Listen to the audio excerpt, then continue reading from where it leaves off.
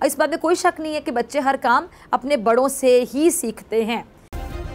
Subscribe करें और bell दबाएं ताकि कोई खबर रह न जाए। आज वफाकी हुकूमत ने सिंध हाउस पर हमला किया। उन्होंने कहा कि पीटीआई के वफाकी वजीर पूछ रहे थे कि किस कानून के तहत सिंध की पुलिस सिंध हाउस में तैनात है। आज इसका जवाब मिल गया। शजील मेमन ने इसे खुली गुंडागर्दी तक करार दे दिया और उन्होंने ये भी कहा कि अगर सिंध की पुलिस ना होती तो यहाँ मौजूद तमाम अराकीन की जान को खतरा था। अच्छा, उन्होंने ये इल्ज़ाम भी लगाया कि जी वज़ीर-ए-आज़म इमरान खान साहब तसादुम चाहते हैं। हम भी अपने कारकुन बुलाकर उनकी धुलाई कर सकते थे, लेकिन हमारी क़यादत तसादुम नहीं चाहती है।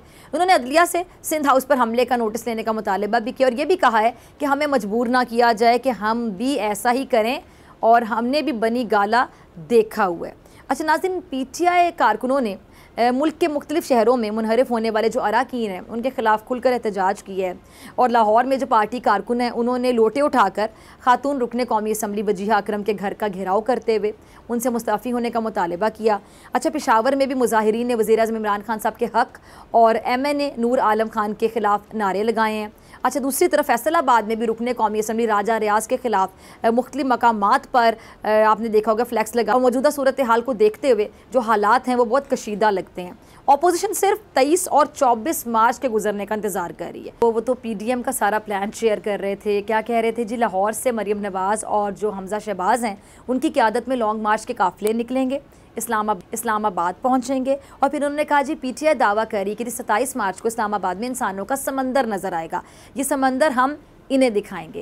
इन्होंने पीटीआई कारकुनों की तरफ से अरकान असम्बली को हिरासा किए जाने पर कहा कि अगर हमने अपने कारकुनों को कॉल दे दी तो फिर इन्हें भी छुपने की कोई जगह नहीं मिलेगी, क्योंकि इनके घरों का हमें भी पता है। अच्छा, राना साहब तो कहते हैं कि जी वो 27 मार्च को पार्लियामेंट से फैसला लेकर ही वापस लौटेंगे। अब इन हालात में 27 मार्च की तारीख यकीनी तौर पे बहुत अहम बन चुकी है, अहमियत की हामिल है, जब अपोजिशन और हुकूमत दोनों की तरफ से जलसों का ऐलान किया गया है। शेख साहब को अब ये जो हालात की नज़ाकत है ना, उसको देखते हुए वज़ारत दाखिला ने रावलपिंडी में पाक ऑस्ट्रेलिया जो क्रिकेट मैचेस हैं उनको लाहौर मुंतकिल कर दिया और दोनों टीमों के दरमियान जो 29 और 31 मार्च और 2 अप्रैल को वनडे मैचेस के साथ साथ 5 अप्रैल को जो वाहिद T20 मैच भी रावलपिंडी में खेला जाना था, अब ये लाहौर मुंतकिल कर दिए गए हैं।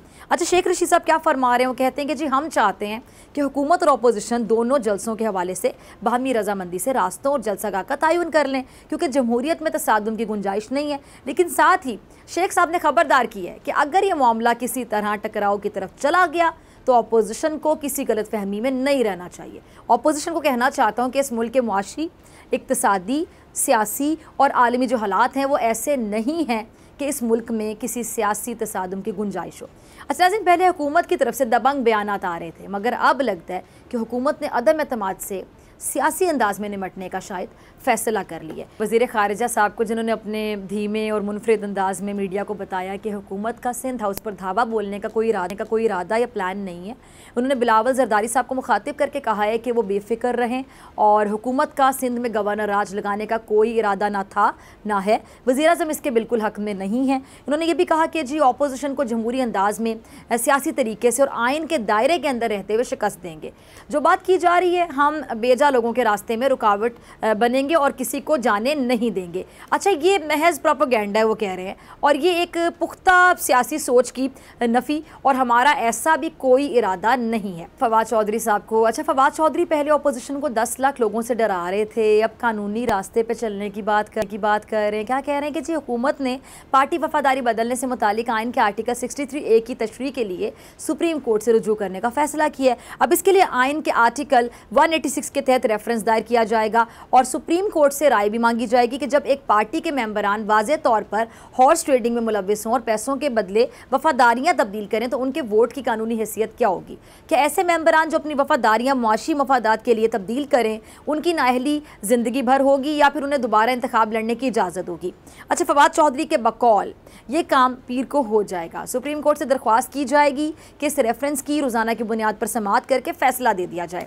अब लगता है कि हुकूमत ये जो मुनहरिफ अराकीन है उनको नंबर्स गेम से माइनस करके अदम एतमाद की बचना चाहती है। अच्छा, असद उमर कह रहे हैं कि जी -1 का मतलब है कि जी तहरीक इंसाफ माइनस, तो फिर ऐसा तो नहीं हो सकता क्योंकि जिसने पार्टी बनाई होगी, जिसकी वजह से लोग पार्टी ज्वाइन करें, और अगर आप उसे ही माइनस कर दें तो फिर पीछे कुछ नहीं बचता। अच्छा, तो तुम्हारी दावा भी कर रहे हैं कि वज़ीर-ए-आज़म इमरान खान साहब 172 वोटों के साथ वापस आएंगे, लेकिन ये उसी वक्त मुमकिन हो सकेगा ना जब ये मुनहरिफ अरकान की वापसी होती है। और फिल वक्त खबरें ये हैं कि जहांगीर तरीन भी वापस आने को बिल्कुल तैयार नहीं है। और वाकिफ़ान हाल का तो दावा यहाँ तक है कि जी उन्होंने गवर्नर सिंध इमरान इस्माइल का फ़ोन ही नहीं सुना। अच्छा, ये भी खबरें हैं कि जी ख़तरे के पेश नज़र जो मुनहरिफ अरकान है उनको सिंध हाउस से किसी और जगह मुंतकिल किया गया है। अब दूसरी तरफ साबिक़ अपोजिशन क़यादत इस्लामाबाद निज़ामिया को धमकियाँ दे रही है, धमकियाँ कि जी अगर एतमाद के दौरान इंतज़ामिया फ़रीक बनी तो सज़ा के लिए तैयार रहे। अब ये सारी सूरत हाल चल रही है इस वक्त। जो सियासी आप मारा मारी देख लें, मारा मारी में अदब व आदाब इखलाकियात की भी धज्जियाँ उड़ाई जा रही हैं। अपोजिशन हो, हुकूमत, खबरों से सिर्फ एक सवाल कि हम अपने नौजवानों की ऐसी सियासी तरबियत करेंगे तो फिर मुल्क का निज़ाम कैसे चलेगा? फिर तो यही सीखेंगे जो आप कर रहे हैं, वही वो सीखेंगे नौजवान, और फिर एक दिन यही सब कुछ करेंगे कि ऐसे चलेगा निज़ाम, ऐसे चलेगा, ऐसे नहीं चलेगा। सब्सक्राइब करें और बेल दबाएं ताकि कोई खबर रह न जाए।